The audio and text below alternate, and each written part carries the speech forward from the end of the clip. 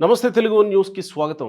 తెలుగు రాష్ట్రాల్లో big blasting news ఒకటి ప్రస్తుతం తెర మీదకి వచ్చింది. మొయినాబాద్ ఫామ్ హౌస్లో మాజీ ఎమ్మెల్యే రోహిత్ రెడ్డి ఫామ్ హౌస్లో ఆంధ్రప్రదేశ్కి చెందిన ఏలూరు ఎంపీ పుట్ట మహేష్ యాదవ్ కూడా అందులో ఉండి మొత్తం 11 మందిలో ఈయన ఒకడు.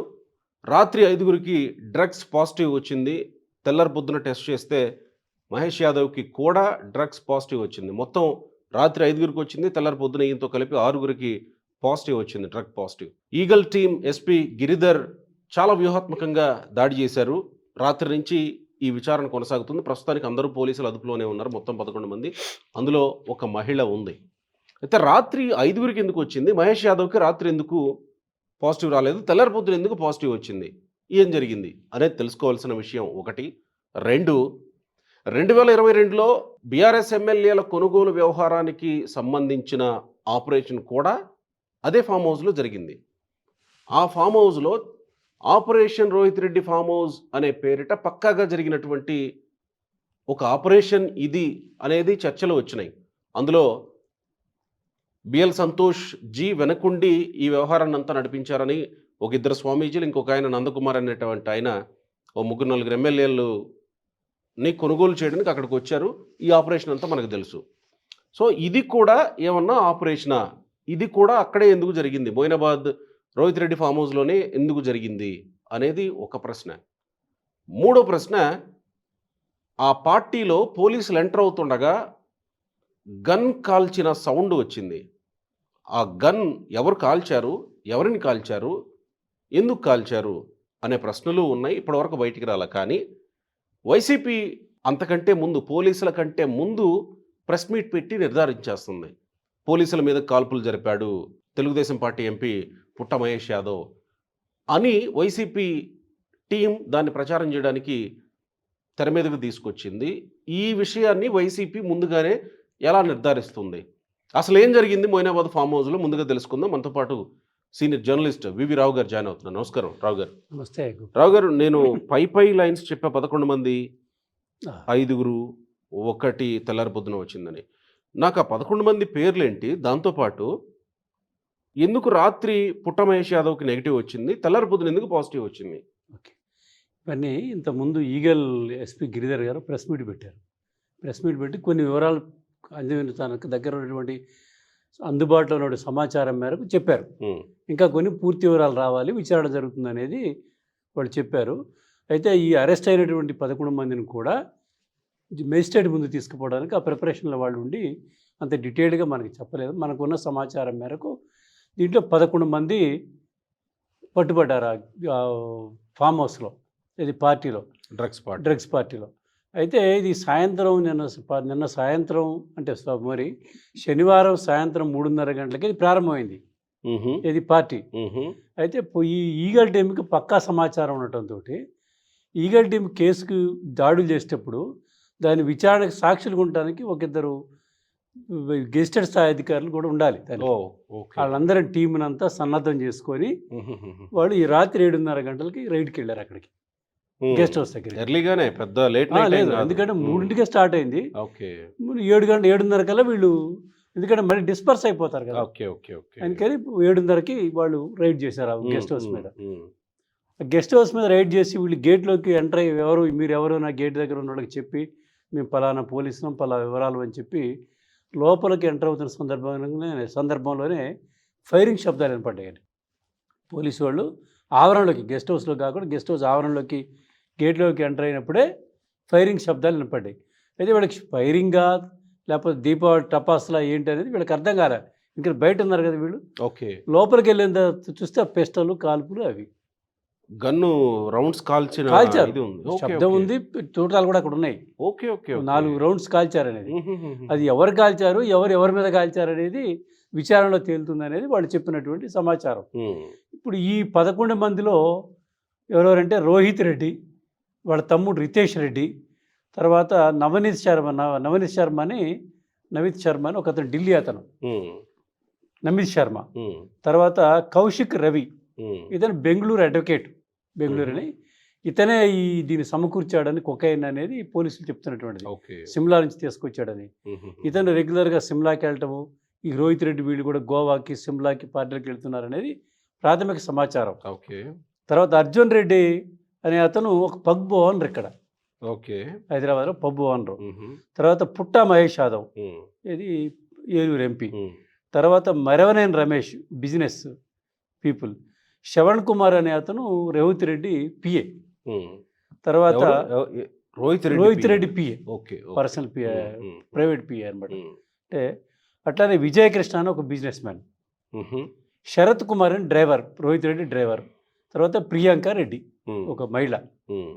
ఇంతవరకు ఈ 11 మందిని వాళ్ళు పోలీసు వాళ్ళు పట్టుకున్నారు స్పాట్లో. హుహుహు. అందులో ఎస్పీ కూడా ఉన్నాడా? గిరిధర్ కూడా ఉన్నాడా? గిరిద వాళ్ళ టీం వెళ్ళింది. వెళ్ళిన టీం. వాళ్ళ టీం వెళ్తుంది. ఓకే. అంటే ఫైనల్గా మేజర్ అయితే ఇంకోటి అయితే ఉంటే ఎస్పీలు వెళ్తారు తప్ప అదేలేండి. మామూలుగా లీగల్ టీంలు వెళ్తూ ఉంటాయి. అయితే ఇదంతా ఇటువంటి చేసేటప్పుడు ఎస్పీకి చెప్తారు, ఉన్నతాధికారులు చెప్తారు, అందరికి సమాచారం ఇచ్చిన తర్వాతనే. ఎందుకంటే అక్కడ ఏం జరుగుద్ది ఏంటో తెలియదు కదా, అందుకని వెళ్తారన్నమాట. సడన్గా వెళ్ళరు ఎక్కడికి. ఇది వెళ్ళిన తర్వాత వీళ్ళు దొరికిన తర్వాత అక్కడ కొకైను అవి సమ్ డ్రింక్స్ కూడా ఆల్కహాల్ ఇవన్నీ ఉన్నాయి. ఉన్న తర్వాత ఆ వాతావరణం అంతా చూసి వీళ్ళు రాత్రి టెస్ట్ చేశారు. టెస్ట్ అంటే ప్రాథమికంగా యూరిన్ టెస్ట్ చేస్తారు వాళ్ళకి. యూరిన్ టెస్ట్లో 5గురికి కన్ఫర్మ్ వచ్చింది. అదే ర్యాపిడ్ టెస్ట్ అన్న. ర్యాపిడ్ టెస్ట్ అంటే ఏమంటే యూరిన్ టెస్ట్ చేసి వాళ్ళ దగ్గర ఉన్న పరికరాలతోటి చేస్తారనమాట. చేస్తే 5గురికి కన్ఫర్మ్ అయింది వీళ్ళు వాడారని చెప్పేసి, డ్రగ్ వాడారని 5గురికి కన్ఫర్మ్ అయింది. మిగతా వాళ్ళకి కాలేదు, 6గురికి కాలేదు. తర్వాత ఇది ప్రాథమికంగా చేస్తున్న పరీక్ష కానీ మళ్ళీ బ్లడ్ టెస్ట్ చేస్తారు. ఓకే. ఆ బ్లడ్ టెస్ట్లో డీటెయిల్స్ వస్తాయి. అప్పుడు పుట్టా సుధాకర్ యాదవ్ కూడా వాడాడు, తీసుకున్నాడు అనేది అప్పుడు తెలిసింది. బ్లడ్ టెస్ట్ బయటపడింది అది. అంటే వీళ్ళు అప్పుడే తీసుకున్నట్ట, లేదా గతంలో ఎక్కడన్నా తీసుకొని పార్టీకి అటెండ్ అయిన వాళ్ళు అయి ఉండొచ్చా? అంటే ఇక్కడ రెండు అంశాలు ఉంటాయి. ఓకే. డ్రగ్ తీసుకున్న తర్వాత 5-6 గంటల వరకు కూడా టెస్ట్లో తెలియదట ఏమి. 5-6 అవర్స్ వరకు తెలియదు. ఓకే. 5-6 గంటల తర్వాతనే ఆ ర్యాపిడ్ టెస్ట్ సడన్గా బయటపడుతుందట. ఓకే.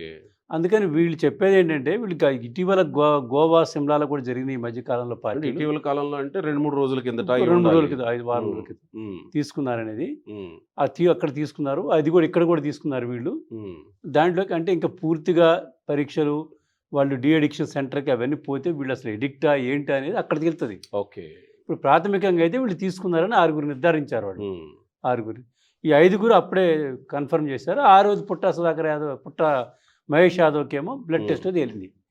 ఇది అక్కడ దానికి సంబంధించినటువంటి అంశం ఇది. అది ఇక మనం చెప్తున్న ఈ operation Moinabad farm house, operation Rohit Reddy farm house అనే దాంట్లో నా ప్రశ్నలో హేతుబద్ధత ఉందని మీరు భావిస్తున్నారా? ఉంది. ఎందుకు భావించాల్సి వస్తుందంటే, నా అనుమానంలో, మీ అనుమానంలో దాంట్లో కొన్ని అంశాలు, సర్కమ్స్టెన్షియల్ ఎవిడెన్స్ అంటామే, అట్లా పరిస్థితులు, వ్యవహారాలు చూస్తే మనకు అర్థమవుతుంది. ఎందుకంటే అప్పుడేమో కేసీఆర్కి సమాచారం ఉండే. కరెక్ట్. ముందుగా వాళ్ళు ప్లాన్ చేస్తున్నారు, వీళ్ళు కాంటాక్ట్ చేస్తున్నారు మా వాళ్ళని పార్టీ తీసుకుపోవడానికి, దీన్ని బరస్ట్ చేయాలి, దీన్ని మనం బ్లాస్ట్ చేయాలి, ప్రపంచానికి తెలియజేయాలని కేసీఆర్ పోలీసులకు చెప్పే చాలా సీక్రెట్గా అధునాతనమైనటువంటి కెమెరాలని, సీసీ కెమెరాలను తెప్పించి వాటన్నిటి గెస్ట్ హౌస్లో ఫిక్స్ చేసి అన్ని కార్నర్లో ఎక్కడ మిస్ కాకుండా. ఎందుకంటే అంతకుముందు ఓటుకు నోటు కేసు ఉంది మనకి అనుభవం, దాంట్లో కూడా ఇట్లనే ప్లాన్ చేసి కెమెరాలు పెట్టి ఇది చేసి పట్టుకున్నారు. ఇది కూడా ఆ రకమైనటువంటి ఇది చేయాలని చెప్పేసి కేసీఆర్ గారు అప్పుడు బాగా చేసి ఇది చేశారు. ఇదైంది అది. ఆ తర్వాత కేసు ఏంటి అనేది తర్వాత విషయాలు. అంటే అక్కడ ప్లానింగ్ అనమాట, ఆ గెస్ట్ హౌస్లో అది చేయడానికి జరిగింది. దొరకబట్టుకున్నారు. ఇప్పుడు కూడా మనకి ఎందుకు అనుమానాలు వస్తున్నాయి అంటే, మీ అనుమానానికి ఆస్కారం ఏంటంటే, మీరు చెప్పారు వైసీపీ వాళ్ళు ఇప్పుడే నెల్లూరులో కాకాని గోవర్ధన్ రెడ్డి ప్రెస్ మీట్ పెట్టాడు, సుధాకర్ బాబు గుంటూరులో పెట్టేశాడు. గుంటూరులోనా పార్టీ కేంద్ర కార్యాలయంలో ఎక్కడో పెట్టాడు ఆయన ప్రెస్ మీట్. కరెక్ట్, ఇప్పుడు వచ్చేప్పుడు చూశాను. వీళ్ళిద్దరు ఇప్పటికైతే వీళ్ళిద్దరు పెట్టారు సేమ్ లైన్స్. కాకాని గోవర్ధన్ రెడ్డి ఏమైతే మాట్లాడాడు అదే స్క్రిప్ట్ ఏది సుధాకర్ బాబు కూడా ఏం మాట్లాడాడు అంటే, చంద్రబాబు ఈ పుట్ట మహేష్ యాదవ్ దొరికిపోయాడు. ఇంకో అక్కడ విచిత్రమైన అంశం ఏంటంటే, ఎస్పీ ఆల్రెడీ చెప్తున్నాడు మీడియా వాళ్ళందరికీ, మేము గెస్ట్ హౌస్లోకి అడుగుపెట్టినప్పుడు మాకు శబ్దాలు వినపడ్డాయి, అది ఎవరు కాల్చారు, ఎవరి మీద కాల్చారు అనేది విచారణలో తేలాలి, అందుకని దాన్ని కూడా ఫోరెన్సిక్ దానికి పంపించబోతున్నారు ఇప్పుడు, ఇది పిస్టల్ గన్ని.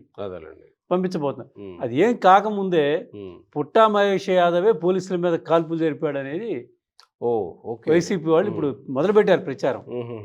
అంటే ఇక్కడ జరిగిన గంటల్లోనే అసలు ఇంక ఇక్కడ ఉన్నటువంటి బీఆర్ఎస్ పార్టీ కానీ కాంగ్రెస్ పార్టీ కానీ ఇక్కడ ఉన్నటువంటి లోకల్గా ఉన్నటువంటి పోలీసుల మీద కాల్పులు జరిపారన్న విషయం ఎస్పీ కూడా చెప్పలా. ఎస్పీ చెప్పి అసలు ఎవరి మీద కాల్చారు ఏమిటి అనేది తెలియదు. వైసీపీ చెప్తుంది. వైసీపీ చెప్తుంది.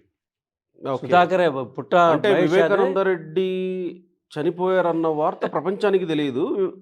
విజయసాయి రెడ్డి తెర మీదకి వచ్చి గుండెపోటుతో చనిపోయాడని చెప్పినట్టు.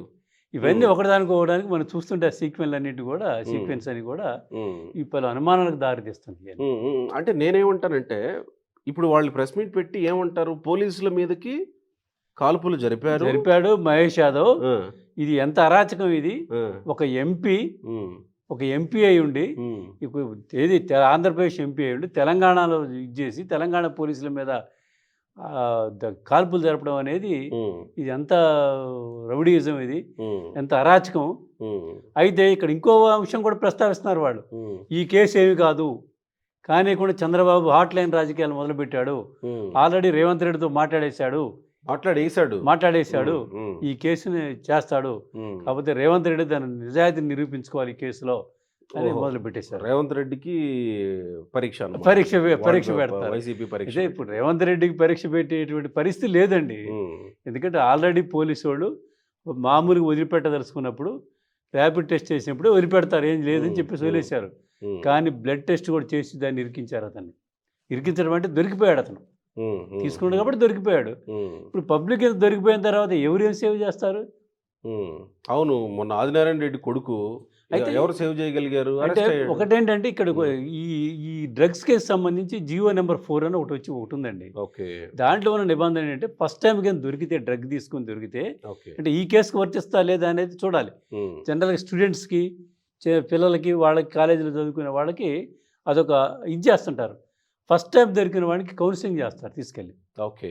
వాళ్ళ పేరెంట్స్ని వాళ్ళని పిలిచి కౌన్సిలింగ్ చేసి జాగ్రత్త వాళ్ళని చూసుకోండి మీ వాడిని. అవును, సహజంగా స్టూడెంట్స్ విషయంలో మనం చేస్తుంటారు అది. మరి ఈ కేసులో ఇతను స్టూడెంట్ పిల్లోడు కాదు కదా, ఎంపీ, అతను ఒక ఎక్స్ఎమ్మెల్యే. అదే మీరు అన్నారుగా, వీళ్ళకి ఏమైనా అడిక్షన్ ఉందా లేదా అయితే కూడా అది చూస్తారు. ఒకసారి తీసుకున్నప్పుడు కౌన్సిలింగ్ చేసి పేరెంట్స్కి పెట్టి చేసి పంపిస్తారు కౌన్సిలింగ్. మళ్ళీ దొరికాడు అనుకోండి, డి అడిక్షన్ సెంటర్ పంపిస్తారు. డిఅడిక్షన్ సెంటర్ పంపించి ఒక 45 రోజుల పాటు అతను అబ్జర్వేషన్లో పెట్టి వాడు తీసుకోవాల్సిన చర్యలను తీసుకుంటే ఇతను ఎడిక్టా లేకపోతే కాదా, ఎడిక్ట్ అనే విషయాలు వాళ్ళు చేసే పరిశీలనలో తేలుతాయి. ఇతను ఎడిక్ట్ 45 రోజుల పాటు తేలిండి అనుకోండి, రిమాండ్కి పంపిస్తారు. అట్లా కొన్ని నిబంధనలు ఏమున్నాయి. అయితే ఈ కేసు అవి వర్తిస్తాయా లేవా అనేది మనం చూడాలి. ఎందుకంటే వీళ్ళ స్టూడెంట్స్ కాదు కదా, వీళ్ళు తెలియని తరంలో తీసుకున్నది కాదు. అంటే ఇక్కడ వైసీపీ చేస్తున్నది రాజకీయంగా తమకు కలిసి వచ్చే అంశం కాబట్టి ఒకదాని తర్వాత ఒకటి వండి వార్చి మీద వేసే ప్రక్రియ అనుకోవాలా, లేదా ఆపరేషన్ రోహిత్ రెడ్డి ఫామ్ హౌస్లో భాగంగా ఏమన్నా వైసీపీకి కూడా భాగం ఉండవచ్చు. ఎంత లేదన్నా బీఆర్ఎస్ వైసీపీ సోదర సమాన పార్టీ ఇదే కదా. కరెక్టే, కానీ దీన్ని కూడా మనం ఏంటంటే ఇక్కడ దిక్కుపోయింది మరి బీఆర్ఎస్ నాయకుడే. అవును, బీఆర్ఎస్ నాయకుడు రోహిత్ రెడ్డి బీఆర్ఎస్ నాయకుడు, ఆయన బీఆర్ఎస్ లీడరే కదా.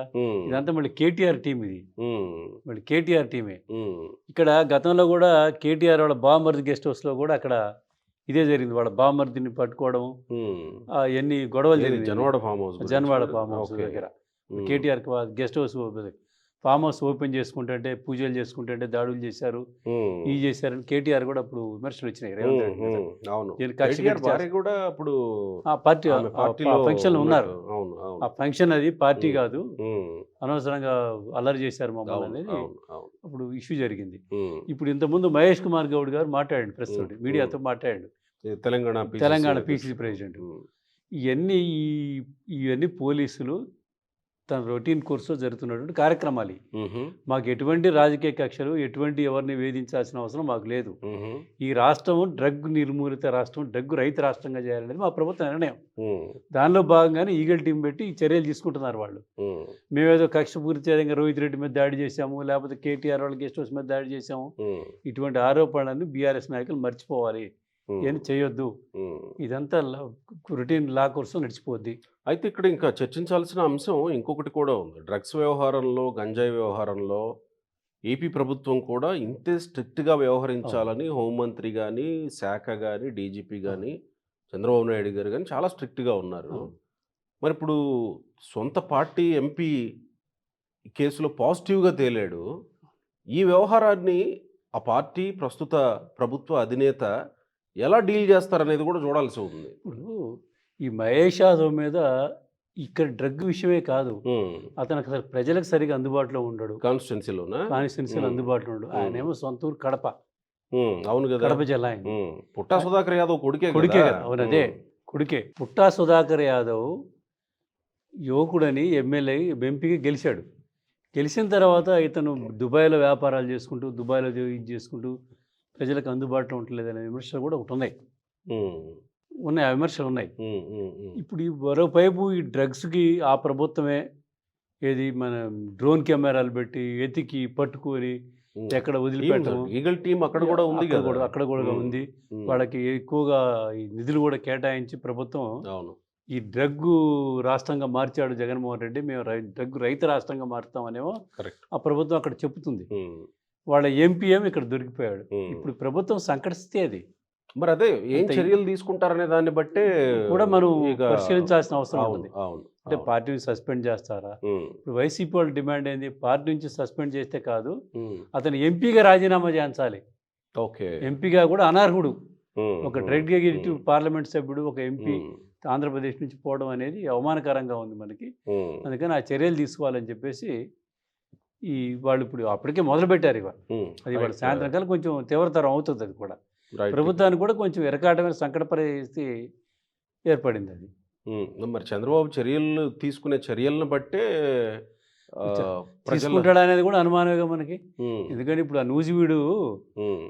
కొలికపూడి ఇది చూస్తున్నాం కదా మనం. అది రాజకీయ పరిస్థితి. ఏదైనా ఇది కంప్లీట్ సోషల్ ఇది గదా! అవునవును. అది రాజకీయం. అవును. అది వేరే. ఇది కంప్లీట్‌గా అది సోషల్ ఏం చర్యలు తీసుకుంటాడో ఇష్యూ చూద్దాం గదా! చంద్రబాబు గారు. Right sir. Okay. Thank you.